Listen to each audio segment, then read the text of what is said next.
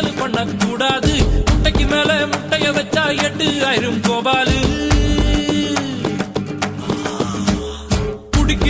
குடிக்கிறான்னு கேவலப்படுத்த கூடாது. 500 அடிக்கும் அவுட் ஆகல தெண்டுல்கர் தான் நம்மாளு.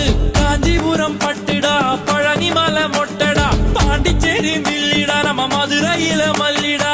கோயிலுக்கு நேர்ந்து விட்ட கால இந்த சாமிடா, கோபம் உண்ணு வந்து புட்டா கூட்டத்தோட காலிடா.